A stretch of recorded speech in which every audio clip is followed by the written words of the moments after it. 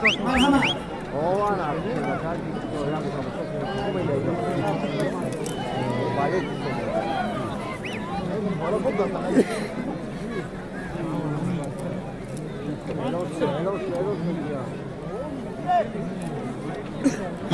سعیدشاه پهلوان نایه رشت سعیدشاه پهلوان شاگرد رضیالله ولایی خوباسکی چند کلک چمپیون تاجیکستان است.